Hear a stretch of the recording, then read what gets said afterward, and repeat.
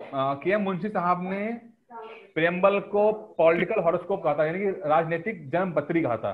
के एम मुंशी साहब एक बड़े नेता थे वो, ठीक है। ये फैक्चुअल चीजें हैं, ये जो क्या मतलब इसमें कोई वो नहीं है, सिंपल कहा था उन्होंने। कहा था कि जो संविधान है वो एक सॉरी जो प्रेम्बल है वो एक जन्म कुंडली के बराबर है, राजनीतिक जन्म कुंडली है, ठीक है। मतलब सिर्फ राजनीतिक जन्म पत्री मतलब, अरे जैसे हम लोग कुंडली होती है, जिसे देखकर हम ऐसा कर रहे थे कि जीवन में क्या करेगा इंसान, उसी तरह से हम प्रेम्बल को देख के समझ लेंगे संविधान उद्देश्य का, ठीक है ना। ओके सर, समझ गया सर। तो स्पीड ज्यादा है इसलिए वो नहीं। कौन सा कंट्री है, अब ये फैक्चुअल है जो मैंने परीक्षा वाले थोड़े निकाले थे। कौन सा कंट्री है जो पहली बार लिखित रूप में सेक्युलर हुआ?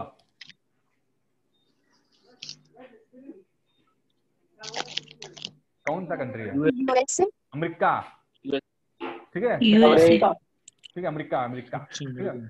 1776। 1776, ठीक है। अच्छा, संविधान की उद्देशिका में अब तक कितने बार संशोधन किया गया है? उद्देशिका में एक बार, सिर्फ एक बार। उद्देशिका मतलब अरे ये प्रेम्बल उद्देशिका में प्रेम्बल एक बार हुआ है अब तक, एक बार बस। कब? 1976। 1976 में वही जो 42nd अमेंडमेंट था वही। हाँ, ठीक है, 1976 संविधान संशोधन। बाकी मैं सब पढ़ा चुका हूँ। मैं आपको संविधान की प्रस्तावना अपने नागरिक कौन कौन से यहाँ देती है, ये सब पढ़ा चुका हूँ, ये सब हो गया है। अच्छा, एक केस आया था बड़ा, देखिए अब केस पे सवाल एक आया था, ठीक है ना। तो एक SR Bommai versus union of India का केस था। SR Bommai versus union of India का केस है। उसमें यह था कि जो सेक्युलरिज्म को संविधान का आधारभूत ढांचा घोषित किया गया था। यस सर, ये 1994 लैंडमार्क जजमेंट है ये बहुत बड़ा, ठीक है। ये ऐसे पूछ लेगा आपसे वो कि किस केस में पंथ निरपेक्षता यानी सेक्युलरिज्म को संविधान का आधारभूत ढांचा किया गया, फॉलोइंग करके। हाँ, तो ये अभी बीच में पिछले साल केस लिख के मैं तो फॉलोइंग करके क्वेश्चन पिछले साल ये जो है ना ये पिछले साल जो है काफी विवादों में चीजें रही थी। तो ये एसआर बोमई केस बार बार पेपरों में आ रहा था। सेक्युलरिज्म अब जान दो, बीजेपी जब आती तो ऐसे बड़ा इश्यूज बन जाते हैं। तो ये एसआर बोमई केस बहुत बार घूम के आते हैं, ठीक है। सर मुझे एसआर बोमई केस समझ में नहीं आया था पढ़ने के बाद भी।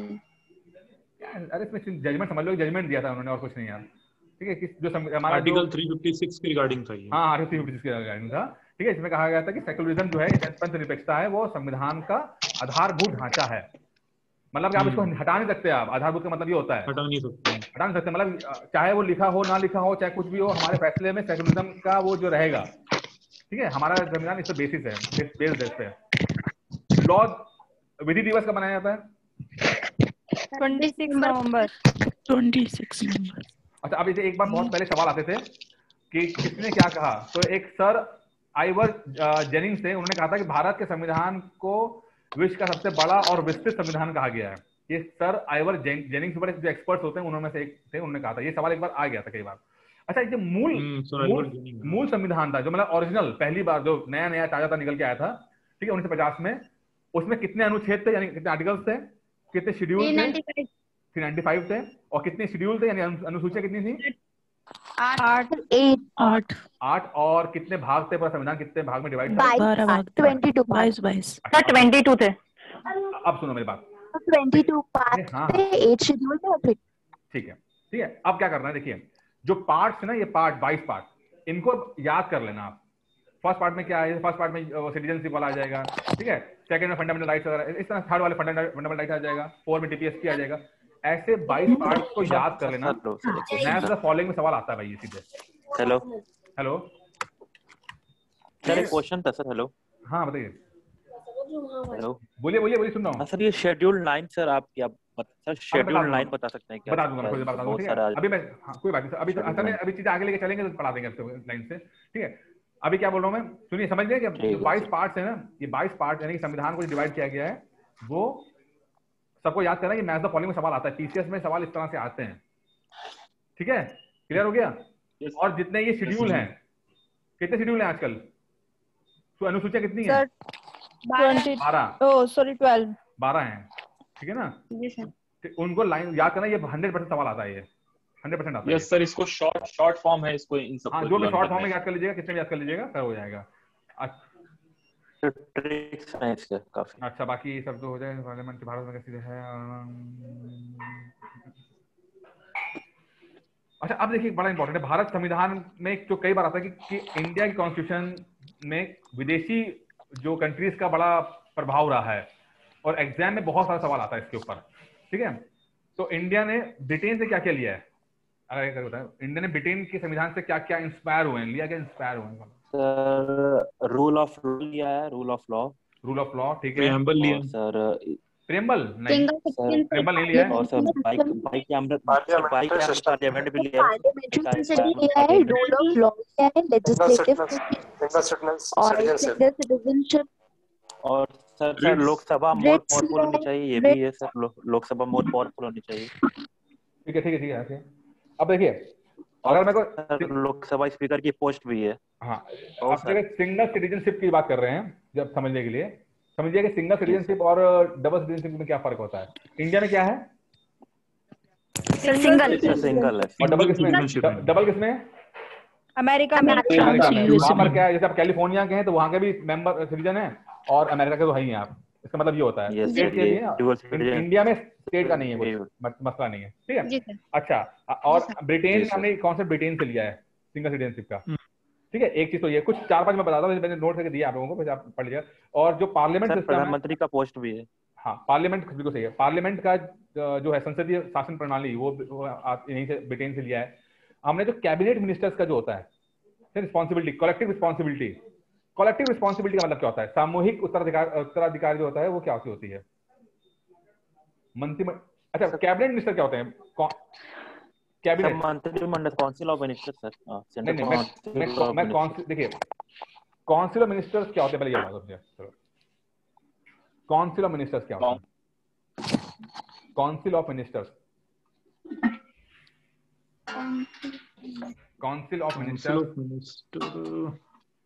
सर जो लोग कहते हैं सर, शायद जो पार्टी जीत कर आती है उसके जो टोटल मिनिस्टर में से 15% मिनिस्टर्स जो होते हैं शायद कैबिनेट मंत्रियों को ही तो नहीं काउंसिल ऑफ मिनिस्टर्स कहते हैं। देखिए, काउंसिल ऑफ मिनिस्टर, सुनिए, काउंसिल ऑफ मिनिस्टर का मतलब होता है भैया वो सभी छोटे बड़े टेढ़े मेढ़े सारे मिनिस्टर्स, जैसे मंत्रिमंडल, सारे मंत्री सभी मंत्री। कैबिनेट में सर कुछ सिलेक्टेड मंत्री रखे जाते हैं। हाँ, अब आ रहा है। कैबिनेट में कुछ सिलेक्टेड मंत्री होते हैं, काउंसिल ऑफ मिनिस्टर से छोटी होती है। फाइनेंस मिनिस्टर वगैरह, होम मिनिस्ट्री वगैरह, ये सब कैबिनेट में आते हैं। आप समझ आता है। देखिए है क्या, मतलब सारे मिनिस्टर जो बनेंगे, एक होता है एमपी, मतलब आप लोकसभा की बात करते हैं तो आप एमपी है, मेंबर ऑफ पार्लियामेंट है। ठीक है, और जितने लोग उसमें से कुछ लोग होंगे जो जिनको मिनिस्टर बनाया जाता है।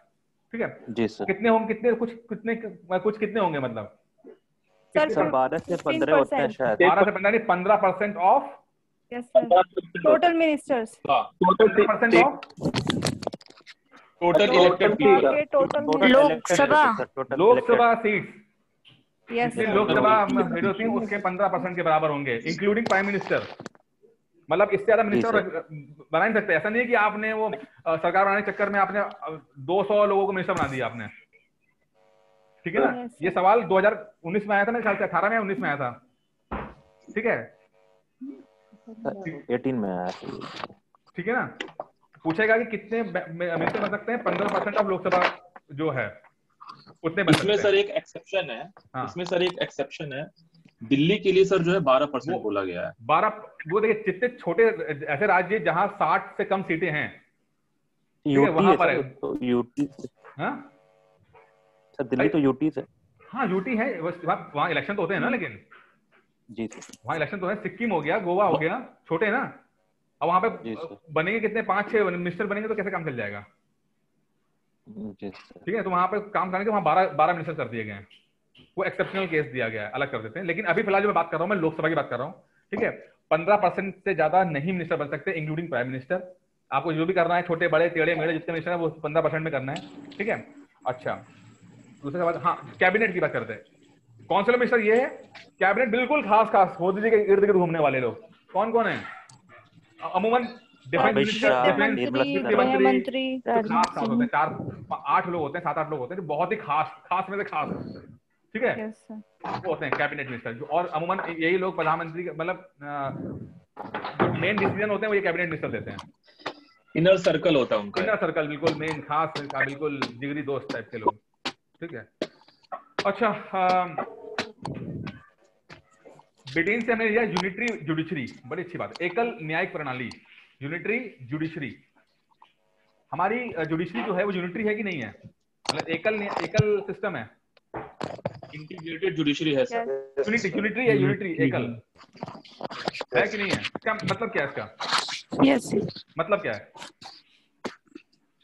इसका मतलब ये है कि सर सुप्रीम कोर्ट सबसे ऊपर है, उसके नीचे हाई कोर्ट है, और अगर मानिए जो है इलाहाबाद के हाई कोर्ट में अगर कोई हायरार्की वाली बात है सर। तो वो जो है पूरे ऑल ओवर इंडिया में उसके जजमेंट को जो है माना जाएगा। विश्वास जी आप बताइए, विश्वास आप बताएंगे, विश्वास जी बताइए। सर ये हायरार्की वाला सिस्टम है सर, कि अगर हायरार्की वाला सिस्टम है सर, कि अगर आपको अगर डिस्ट्रिक्ट कोर्ट से आप न्याय मिला तो आप हाई कोर्ट जा सकते हैं, अपील कर सकते हैं सर अपने हायर कोर्ट में। देखिए जैसे कि हमारे सर मैं बताऊं सर, कनेक्टेड हैं एक दूसरे से, कनेक्टेड है, बिल्कुल सही कहा, कनेक्टेड कोर्ट है। और हाई कोर्ट अलग अलग, हाई कोर्ट मतलब ऐसा नहीं सुप्रीम कोर्ट अलग है, सेंटर का हो गया, हाई कोर्ट स्टेट के हो गए तो अलग हो गया, ऐसा नहीं है। वो सुप्रीम कोर्ट, हाई कोर्ट सब एक ही सीक्वेंस के हैं, वो कनेक्टेड है, यूनिटरी है। यस सर, एक ही सिस्टम है, ठीक है। और हमारा जो बाकी जो पॉलिटिकल सिस्टम क्या है, यूनिटरी है कि फेडरल है? सर फेडरल फेडरल है ना, वो कौन सी फेडरल बाकी लोग समझ में आए फेडरल क्या चीज होती है? सना और ये मयंक और नीता जी, संघीय व्यवस्था, संघीय व्यवस्था ना, क्या है इसका मतलब, क्या है, क्या मतलब है इसका? अगर मैं फेडरल बोल रहा हूँ तो क्या मतलब है इसका, फेडरल का मतलब? संघीय व्यवस्था की बात कर रहे हैं तो क्या मतलब है इसका, मतलब क्या है सर? इसका मतलब ये है कि राज्य जो संविधान जो है उसने जो है लिखित रूप में जो है जो पावर जो है उनको डिवाइड कर रखा है केंद्र और राज्यों में। जी सर, ठीक है। और कुछ काम राज्य करेंगे, कुछ काम स्टेट करेंगे, कुछ पावर स्टेट के पास है, कुछ पावर राज्य के सेंटर के पास है। ठीक है, क्लियर हो गया? अरे हाँ तो कर लो बाकी जो लोग ना, ठीक है। यस सर, यस हो गया क्लियर। और ये यूनिटरी भी होता है कि नहीं होता है? यस सर होता है। होता है, कब होता है? आपातकाल के टाइम पे, आपातकाल के टाइम पे, ठीक है। इसका मतलब क्या है, यूनिटी सिस्टम हो गया, इसका मतलब क्या है सर? सारी पावर स्टेट के सेंटर गवर्नमेंट के पास ही रहती है, वही सुप्रीम है सबसे ज्यादा। सुप्रीम बस, मतलब हम वक्त पड़ेगा तो अलग हो जाएंगे, फेडरल हो जाएंगे, वक्त पड़ेगा तो एक साथ हो जाएंगे हम लोग। इस जैसा सिस्टम ये है, कहने का मतलब ये है। तुम यूनिटी सिस्टम भी जब इमरजेंसी आएगी, अटैक हो जाएगा कहीं, तो यूनिटी सिस्टम हो जाएंगे। और अगर ऐसे नॉर्मल टाइम में फेडरल है, मतलब डिसेंट्रलाइजेशन ऑफ पावर है। यस सर, ठीक है, डिसेंट्रलाइजेशन ऑफ पावर क्या मतलब इसका? विकेंद्रीकरण, पावर का विकेंद्रीकरण, कि भैया एक आदमी पावरफुल नहीं होना चाहिए कि होल सोल वो पावरफुल हो गया फिर वो कुछ भी मिसयूज कर सकता है। ठीक है ना? अच्छा फटाफट पढ़ लेते हैं स्पेशल पावर में। आयरलैंड से क्या लिया हम लोग? आयरलैंड से क्या लिया? Directive principle of state policy, DPSP लिया है सर। डीपीएसपी लिया है। नॉमिनेटेड मेंबर इन इलेक्शन जो प्रेसिडेंट का इलेक्शन जो होता है वो भी हमने आयरलैंड से लिया है। राष्ट्रपति का निर्वाचन मंडल, हाँ। और जो राज्यसभा का जो मेंबर के नॉमिनेशन होते हैं वो भी लिया है। अच्छा, ये राज्यसभा में जो मेंबर होते हैं कितने लोग नॉमिनेट होते हैं? 12। ठीक है। अच्छा मुझे ये बताओ, लोकसभा का अच्छा अभी कल क्या हुआ? कल आपका कुछ लोग राज्यसभा से रिटायर हुए, जिसमें गुलाम नबी आजाद वगैरह लोग थे, मोदी जी को लिए सब लोग बड़ा टंकी वाला है ना, तो ये सर लेकिन अरे सुनो सवाल सुनो मेरा, कि लोकसभा और राज्यसभा के एमपीज में क्या फर्क है? लोकसभा ड्यूरेशन इलेक्टोरल होते हैं, मतलब यस सर। क्या हो गया? लोकसभा के राज्यसभा 6 साल। बिल्कुल सही है। ठीक है, लोकसभा के जो मेंबर होते हैं वो डायरेक्टली पीपल के द्वारा इलेक्टेड होते हैं। ठीक है। और जो राज्यसभा के होते हैं वो इनडायरेक्टली इलेक्टेड होते हैं लेजिस्लेटिव असेंबली से। बाकी लोग समझ में आया? जिसको समझ में आया अच्छा बताओ, जिसको समझ में नहीं आया। लोकसभा और राज्यसभा समझ में नहीं आया सर, थोड़ा सा हौच पौच हो गया, सभी लोग एक साथ बोल रहे, समझ में से आता नहीं था, थोड़ा प्लीज एक करके बोल सर, एक बार आप समझा दीजिए अपनी लैंग्वेज में जरा। सुनो जी, लोकसभा का एमपी होता है, एक राज्यसभा का एमपी होता है। ठीक है। लोकसभा का जो एमपी होता है वो कौन सा होता है जो हम चुनाव में इलेक्शन में वोट डालते हैं और एमपी चुनते हैं, वो डायरेक्ट इलेक्शन हमारे वोटिंग से आता है वो, ठीक है, वो लोकसभा पहुंच जाते हैं। कुछ लोग इनडायरेक्ट आते हैं। इनडायरेक्ट मतलब क्या है कि मान लो यूपी की बात करते हैं और मोटा मोटा बोलते हैं कि 30 एमएलए के ऊपर एक एमपी लिया जाएगा, वो जो राज्यसभा पहुंचेगा। अब मान लो किसी पार्टी के पास 90 एमएलए हैं, तो उस हिसाब से 3 एमपी को अपने कोटे से वो भेज सकता है राज्यसभा में। राज्यसभा का मतलब इस तरह रखा गया था कि इतना बड़ा स्टेट है, अगर कुछ लोग ऐसे होते हैं जो डायरेक्ट इलेक्शन में नहीं लड़ सकते हैं, लेकिन उनका भी हमें कॉन्ट्रीब्यूशन चाहिए ना, उनका भी टैलेंट होता है, तो उनको भी तो कुछ ऐसा रास्ता दीजिए जिससे कि वो थोड़ा सा और आ सके। तो राज्यसभा का सिस्टम ऐसा ही है। दूसरा, जो नॉमिनेट करते हैं हम लोग, 12 लोगों को नॉमिनेट करते हैं जिन्होंने अलग अलग फील्ड में बहुत काम किया होता है। कौन सी फील्ड होती है? साहित्य, कला, ठीक है, साहित्य, कला, विज्ञान और समाज सेवा, इसमें योगदान 4 है। ध्यान रखना, बहुत इंपॉर्टेंट है। साहित्य, कला, विज्ञान, समाज सेवा। क्या हुआ? साहित्य, कला, एक बार से रिपीट कर नोट पढ़ लेना यार, नोट पढ़ना। सुनो, साहित्य, कला, विज्ञान, समाज सेवा। सुनो और समाज सेवा, ठीक है। इन चारों के ऊपर अगर किसी ने काम किया है तो ही नॉमिनेट होता है। अब मसला आया सचिन तेंदुलकर को, भैया वो सॉरी वो तो भारत रत्न आ गया था, इसमें भी था, ठीक है। अब एक चीज, हाँ, क्या बोला, स्टेट में भी होते हैं नॉमिनेटेड, स्टेट में भी होते हैं। स्टेट में एक चीज एक्स्ट्रा होती है, स्टेट का जो होता है ना लेजिस्लेटिव काउंसिल, यस सर, एक होता है ना विधानसभा और विधान परिषद, उसमें भी नॉमिनेट होते हैं। और ये 4 जो होते हैं उसके साथ एक चीज और जो होता है, एक्स्ट्रा होता है, मतलब साहित्य, कला, विज्ञान, समाज सेवा तो होते ही होते हैं, एक और एक्स्ट्रा होता है स्टेट में होता है। वो क्या होता है? कोऑपरेटिव होता है। वो कोऑपरेटिव होता है, ये एग्जाम पूछा गया था वो, ठीक है। अभी समझ में आएगा। पहले सर, हाँ, पहले तो एंग्लो इंडियन को भी एंग्लो ने हटा दिया गया, खत्म कर दिया गया, अब खत्म कर दिया, ठीक है। अच्छा, अब कौन से स्टेट से या फिर सेंटर से भी? सेंटर से, दोनों से, हर जगह से। अच्छा सुनो मेरी बात। अब मान मुझे ये बताइए कि क्या राज्यसभा जो कि इनडायरेक्ट इलेक्शन होता है, उससे कोई मिनिस्टर बन सकता है क्या? कोई बन सकते हैं सर। यस सर, बन सकता है। पक्का? Yes sir. प्रधानमंत्री बन सकता है? अमित शाह प्रधानमंत्री नहीं, मंत्री भी बन सकता है। मनमोहन सिंह जी, कोई फर्क है? कोई फर्क है राज्यसभा का एमपी जो बना मिनिस्टर या लोकसभा का बना मिनिस्टर एमपी बना? कोई फर्क है? No sir. नहीं तो कोई फर्क नहीं। Yes sir. क्या फर्क है? तो क्या फर्क है? यस सर तो बोला किसी ने। यस सर, वो सर जो है सर, अगर राज्यसभा का अगर सर एमपी है, सॉरी अगर मिनिस्टर है, तो वो लोकसभा में जो है वो वोटिंग नहीं अलग बात है। वैसे कोई मिनिस्टर काम कोई मिनिस्टर नहीं है, कोई भी प्रधानमंत्री बन सकता है, कोई मिनिस्टर बन सकता है। वोटिंग काम अलग काम है, ठीक है। वोटिंग अपने जहाँ जिस पार्लियामेंट में हाउस में होता है करते हैं। मैं देखो समझ में आ रहा है, थोड़ा सा ज्यादा एक्स्ट्रा हो रहा है, तो खासकर जिनकी आवाजें नहीं आ रही हैं मैं उनसे पूछ रहा हूँ, भाई समझ में आ रहा है? नहीं समझ में आ रहा है तो ये वीडियो दोबारा सुनना, पीडीएफ दोबारा पढ़ लेना, ठीक है। समझने की कोशिश करना, चीजें वही आसान है, बट क्योंकि थोड़ा सा शुरुआत के दौर में ही चीजें आ गई तो हो सकता है ना समझ में आ रहा उसको। क्लियर हो गया? कॉन्सेप्ट क्लियर हो रहा है धीरे धीरे, 1-2 बार पढ़ोगे समझ में आ जाएगा। हाँ जी सर। ना तो जो चीजें याद है वो वापस मुंह पे आ रही हैं तो अच्छा लग रहा है सर, ठीक है ना? यस सर, मैंने तो आज ही पढ़ा था तो रिवाइज हो रहा है सर। कोई बात नहीं, जो है ठीक है। अमेरिका से क्या लिया हमने? अमेरिका से क्या लिया? इम्पीचमेंट फंडामेंटल राइट लिया है और पोस्ट ऑफ वाइस प्रेसिडेंट लिया है, जुडिशरी रिव्यू प्रीएम्बल लिया है सर, फंडामेंटल राइट्स लिए हमने, प्रीएम्बल लिया है हमने, फोर्सेस के, और जो सुप्रीम कोर्ट और हाई कोर्ट के जज को अगर जैसे कोई कुछ उनके खिलाफ कुछ होता है तो उनको हटाया जा सकता है। अच्छा फटाफट करते 5 मिनट रह गए। जुडिशियल रिव्यू क्या है? अमेरिका से एक जो लीक चीज इंपॉर्टेंट है, वो कई बार एग्जाम में है, वो जुडिशियल रिव्यू है। न्यायिक पूर्वावलोकन क्या चीज होती है? ये क्या होता है? जुडिशियल रिव्यू क्या चीज होती है? दिए गए निर्णय को दोबारा चेक करना या उसका कोई बताना चाहेगा? अवलोकन करना।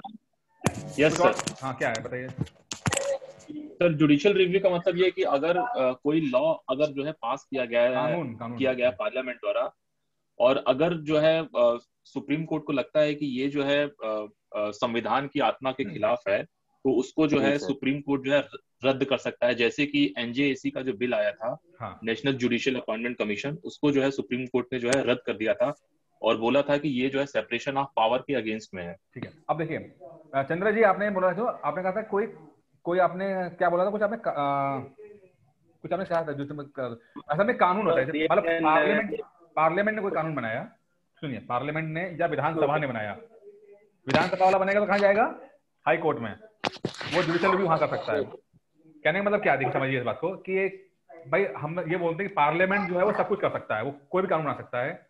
अब पार्लियामेंट ने कुछ बनाया, लेकिन पार्लियामेंट के भी ऊपर कोई चीज ऐसी होनी चाहिए ना जो देख सके कि गड़बड़ तो नहीं कर रहे हो कहीं। कोई ऐसा बना दिया आपने बिल जो कि संविधान के हिसाब से नहीं है, जैसे कि बोलिए कि भैया कोई भी ऐसा होगा, मतलब वोट नहीं डाल सकता, औरतें वोट नहीं डाल पाएंगी। भाई मान लो कोई पार्टी आई, उसने बना दिया कि औरतें वोट ना डालें, ठीक है। अब क्योंकि उनके पास मेजोरिटी है, सत्ता उनके पास सीट्स हैं, वो बना सकते हैं। तो सुप्रीम कोर्ट क्या करेगा, सुप्रीम कोर्ट अरे तो गलत कर दिया तुमने, तो गलत बनाया है, तो वो क्या करेगा, जुडिशियल रिव्यू, मतलब रिव्यू करेगा उस कानून का, और उसको लगता है कि अगर ये चीज सही नहीं है संविधान के हिसाब से, तो वो उसको नल एंड वॉइड कर देगा, मतलब वो निरस्त कर सकता है। अच्छा, एक चीज तो ये हो गई, इसलिए इसके 3 प्रिंसिपल होते हैं, मतलब वही। हाँ भाई अलीना जी समझ में आ रहा है, शकल देख लग रहा है घबरा गए सर। नहीं आ रहा है सर। अच्छा, अब क्या है, एक सुनो, अब बीच में अभी क्या हुआ कि ये सुप्रीम कोर्ट, हाई कोर्ट के जज जो हैं वो थोड़ा सा ज्यादा ही जोश में आ गए। अब हर चीज को रिव्यू करते हैं, ठीक है, हर चीज को रिव्यू कर रहे हैं, कभी एक्सेसिव हो जाता है, मतलब जरूरत से ज्यादा, मतलब जुडिशरी का जो कंट्रोल है वो पार्लियामेंट पे जरूरत से ज्यादा हो जाता है। ये मेन जुडिशियल एक्टिविज्म कहते हैं, ये आपका मेन से आपका कि भैया ऐसा तो नहीं कि जज ही पार्लियामेंट बने हुए हैं, अपने आप को समझने हैं, ठीक है ना। तो इससे क्या बोलते हैं इसको, जुडिशियल एक्टिविज्म, ठीक है। जुडिशियल हिंदी में क्या कहेंगे, ओवररीच भी कह सकते हैं, मतलब जबरदस्ती पहुंची। हाँ क्या हुआ, क्या पूछा आपने सर, हिंदी में क्या बोलेंगे, क्या हिंदी में यार क्या होगा भाई, जंग बता दो हिंदी में न्यायिक यार, सक्रियता, हाँ सक्रियता। अरे सिंपल सी बात है, वो शब्द होगा, मैं देखती हूँ हिंदी में क्लियर नहीं आ रहा। जैसे कि सर पीआईएल जो है सुप्रीम कोर्ट ही लेके आया था। कौन लाया था 1980 में? कौन लाया था? भगवती साहब लेकर आए थे, ठीक है ना। ये एग्जाम में आता है, चलो 2 मिनट रह गए, खत्म करते फटाफट। अच्छा, फंडामेंटल राइट्स अमेरिका में हुआ था, वहीं से इंडिया में आया है, ठीक है। इम्पीचमेंट ऑफ प्रेसिडेंट अमेरिका से इंडिया में आया। इम्पीचमेंट का मतलब क्या है, आखिरी 1 मिनट रह गया। रिमूवल ऑफ प्रेसिडेंट, ठीक है ना, कि भाई राष्ट्रपति साहब को 5 साल का है, लेकिन कुछ ऐसा कांड हो जाता है जिसमें वो पार्लियामेंट को लगता है कि ये इनको हटाना चाहिए, ठीक है। तो उसे कहते हैं महाभियोग द्वारा हटाना, महाभियोग, ठीक है। उसको हम कल पढ़ लेंगे डिटेल में, 1 ही मिनट रह गया, खत्म होने वाला है। और हाई कोर्ट और सुप्रीम कोर्ट के जजों का भी महाभियोग होता है। सर कल क्या टॉपिक, पॉलिटी में इसी का आगे पढ़ लीजिएगा, और साइंस का क्लास 7 पढ़ लीजिएगा। अब 1 ही मिनट सर पीएसआईआर का बता दीजिए क्या करें। भैया जो पॉलिटिकल साइंस में इंटरेस्टेड हैं वो मुझे ना व्हाट्सएप कर दें यार, कि कौन इंटरेस्ट, मैं सबसे खुद ही बात कर लूंगा जो भी है, ठीक है। मुझे बोल दें कि सर मैं इंटरेस्टेड हूँ पीएसआईआर में, और मैं फिर कल मैं कॉल कर लूंगा, बात कर लूंगा सबसे, में जो भी कॉल उठेगा तब ना बात होगी आपसे। अरे आप गलत टाइम पे कॉल भी नहीं किया। मैं यहाँ पे नोट बना रहा हूँ, आप कॉल कर रहे हो, बताओ। टाइम नहीं बचा था, मैं बहुत लेट हो गया था। सर मैंने व्हाट्सएप पे मैसेज किया था, आपने ऐड नहीं किया। करते हैं, मैं वहाँ पे ऑफिस से बोल दिया था मैंने, मैं इधर था दूसरे सर। ये जो लेक्चर्स के नोट्स हैं सर, वो मतलब कहाँ मिलेंगे सर लेक्चर के नोट्स? अभी वो वेबसाइट पे नहीं पहुंचे क्या अभी आप? सर वेबसाइट देखा सर, टेलीग्राम सर अभी तक उसमें ऐड नहीं है। अच्छा भाई धीरे धीरे करो, आया उसमें कल वाली कॉन्फ्रेंसिंग का आया। कुछ लेक्चर्स मैंने पीडीएफ डाल दी थी उसके अंदर, हिस्ट्री कल आपको बैठ के डाली। हाँ सर, ठीक है, आज कुछ और में डाल दूंगा, ठीक है। बाकी जिसको नहीं मिले वो टेलीग्राम ऐप पे जाके वहाँ मिल जाएगा, ग्रुप में मिल जाएगा पीडीएफ।